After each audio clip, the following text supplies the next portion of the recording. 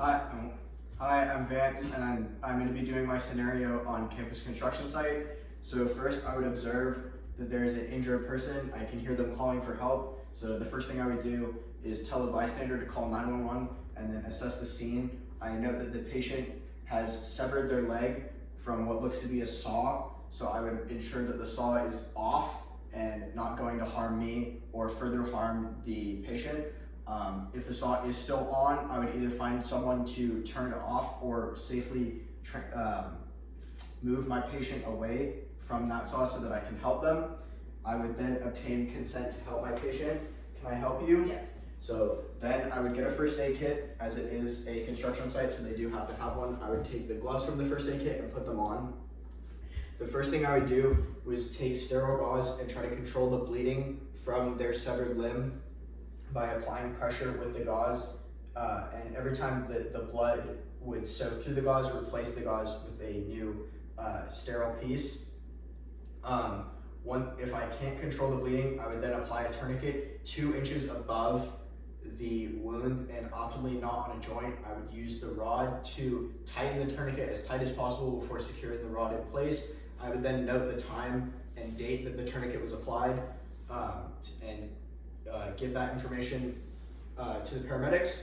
Then I would either have another helper or bystander try to find the patient's severed leg and then apply sterile gauze soaked in saline to that to also try and stop the bleeding on that part, as well as sterilize it. I would then have them get a bag and put the leg into the bag, note the date and time that it was put in the bag, and then put that bag inside a cooler filled with ice and water, not just ice and definitely not dry ice. And then I would also have that cooler put by the patient so that it could be given to the paramedics when they arrive.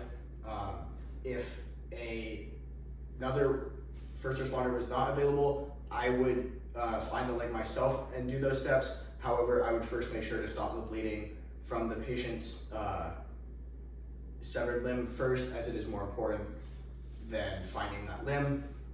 After stopping the bleeding on the patient and before the paramedics arrive, I would check the patient's carotid pulse and as well as listen for breathing.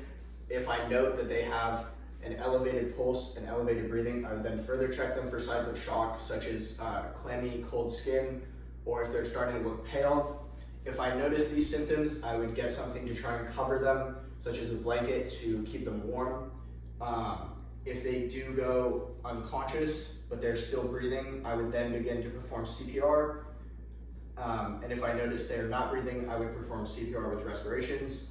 Once the paramedics arrive, I would help transfer the patient to the ambulance. I would give the paramedics the information that is on the tourniquet, as well as the information about the fact that their limb is severed, and give them the severed limb.